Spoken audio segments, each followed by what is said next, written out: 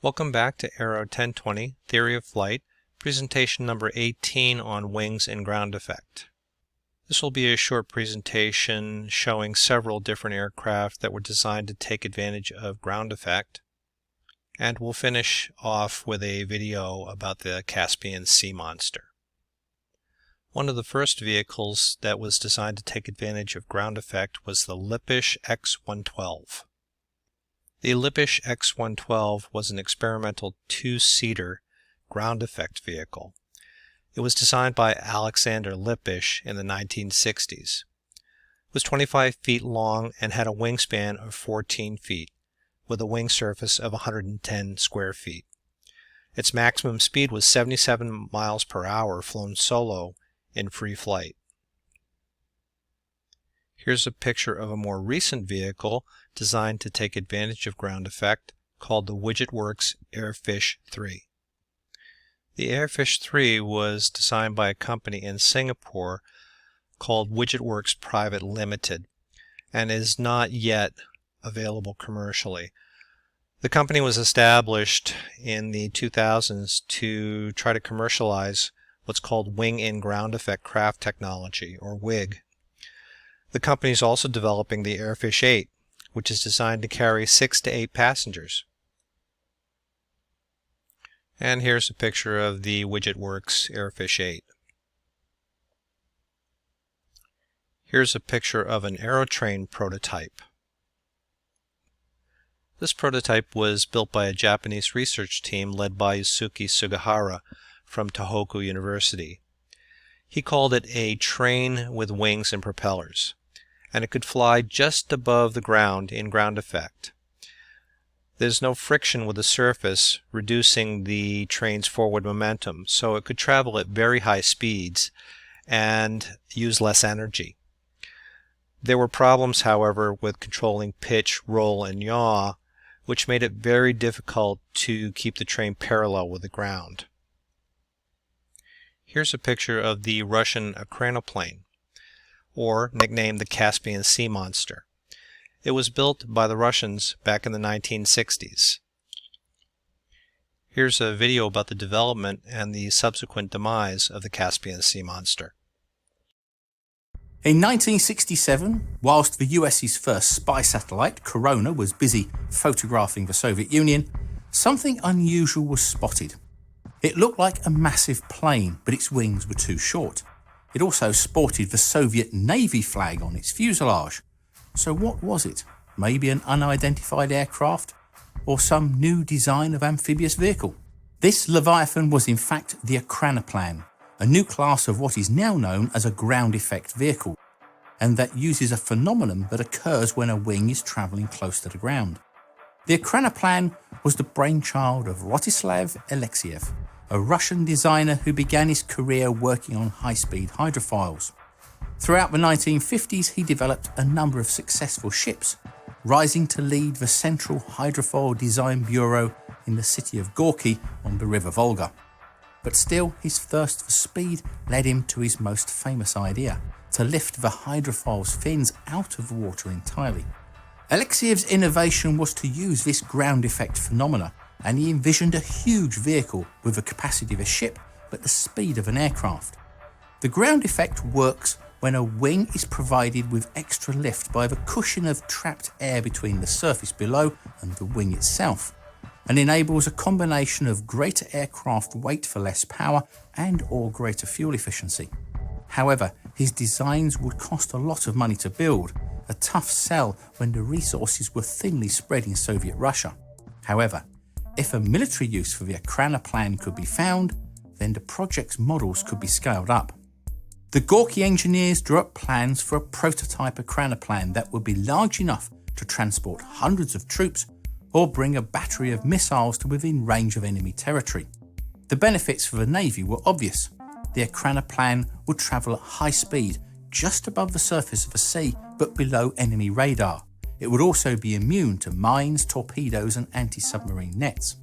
In 1960, Alexeyev attended a Communist Party meeting where Khrushchev was in attendance and immediately captured the imagination of the Soviet premier. Khrushchev saw the Akranoplane as a way to face up to America's mighty aircraft carriers and championed Alexiev's design bureau. Khrushchev would later boast that the USSR had boats that could jump over bridges, but of course everyone assumed he was just joking at the time. In the early 1960s, everything about the Ekrana plan, including its name, was classified. The project was known as Steamboat, which must have seemed appropriate as the prototype took shape around a boat-like hull. The first working model was known as KM, or Korabel Makit, meaning simply prototype ship.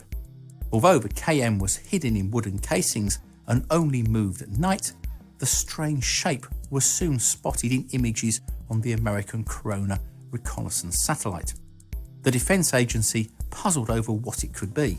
The squat wings didn't seem capable of lifting an aircraft of that size.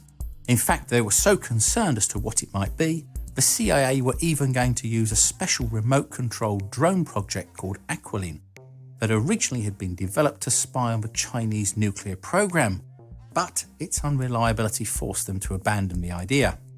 Because of the letters KM painted on its back, they gave it the nickname Caspian Monster, but it soon became commonly known as the Caspian Sea Monster to those in the West.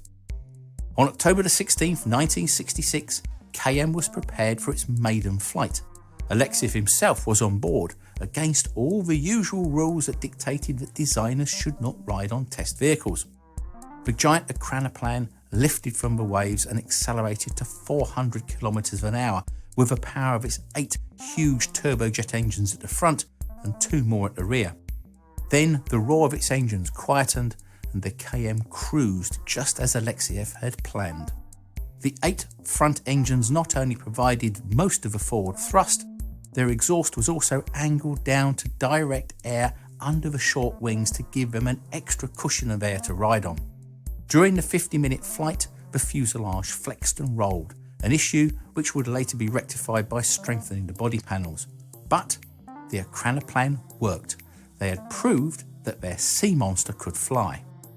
However, the political tides of the Soviet Union were about to turn.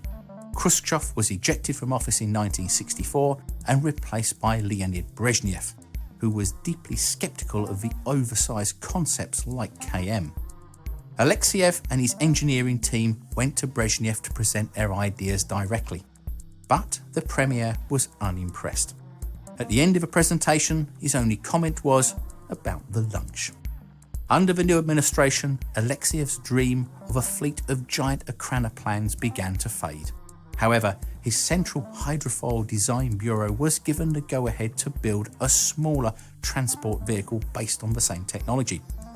Called the Orleanok, or Baby Eagle, the first military Ekrana plan was still a huge beast, 80% as long as a Boeing 747 jet and able to move 140 Marines or 2 fully loaded armoured personnel carrier vehicles.